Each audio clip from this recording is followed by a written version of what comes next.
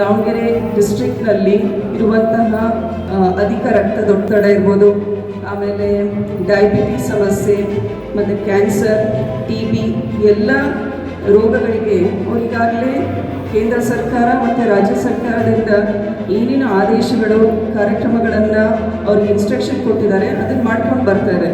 But ಏನು gaps ಇದೆ, ಈಗಾಗಲೇ ರಾಘವನ್ ಅವರು ಮಾತಾಡುವಾಗ ಹೇಳಿದರು, ನಮಗೆ ಅರ್ಬನ್ ಏರಿಯಾಸಲ್ಲಿ CHOಗಳ ಕೊರತೆ ಇದೆ, ಆಮೇಲೆ ಆಶಾ ವರ್ಕರ್ಸಿಗೆ ಕೊರತೆ ಇದೆ.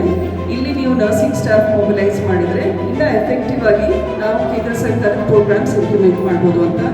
ಸೊ ಡೆಫಿನೆಟ್ಲಿ ನಮ್ಮ ಪ್ರಿನ್ಸಿಪಲ್ ಅವ್ರಿಗೆ, ನರ್ಸಿಂಗ್ ಕಾಲೇಜು ಅವ್ರಿಗೂ ಕೂಡ ಇನ್ಫಾರ್ಮ್ ಮಾಡಿ ನಮ್ಮ ಸ್ಟಾಫ್ನ ನಿಮಗೆ ಪ್ರೊವೈಡ್ ಮಾಡ್ತೀವಿ. ಈಗ ಆಶಾ ವರ್ಕರ್ಸ್ ಕಾರ್ಯಕ್ರಮದ ಬೆನ್ನೆಲುಬು ನೀವು. ಯಾಕೆ ನೀವು ಬೆನ್ನೆಲುಬು ಅಂದರೆ, ಒಂದು ವಾರ್ಡಲ್ಲಿ ಈಗ ಸದ್ಯಕ್ಕೆ ಮಾಡಿರೋದು ಅಹಮದ್ ನಗರ್ನಲ್ಲಲ್ವಾ, ಇಲ್ಲಿ ಸುಮಾರು 5,000 ಕುಟುಂಬಗಳಿಗೆ ಹೋಗಿ ನೀವು ಮನೆಗೆ ತೆರಳಿ ಅಲ್ಲಿ ಮಹಿಳೆಯರಿಗೆ ಒಂದು CPAC ಫಾರ್ಮ್ ಕೊಟ್ಟಿದ್ದಾರೆ ನಿಮಗೆ.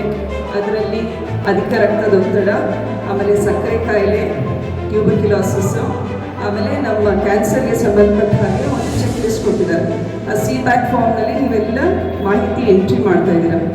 ಯಾವ ಮಹಿಳೆಗೆ ಏನಾದರೂ ಒಂದು ಸಿಂಪ್ಟಮ್ ಇತ್ತು ಅಂದರೆ ದಯವಿಟ್ಟು ಅವ್ರ ಫೋನ್ ನಂಬರು ಎಂಟ್ರಿ ಮಾಡ್ಕೊಳ್ಳಿ. ನಮ್ಮ ನಿರೀಕ್ಷೆ ಏನಂದರೆ ನೀವು ಒಂದು ಪೇಷಂಟು ಮಿಸ್ ಮಾಡಬೇಕು. ಕ್ಯಾನ್ಸರ್ ಅಂದರೆ ನಾವು ಸಾಯ್ತೀವಿ ಅನ್ನೋ ಒಂದು ಭಯನ ಬಿಡಬೇಕು.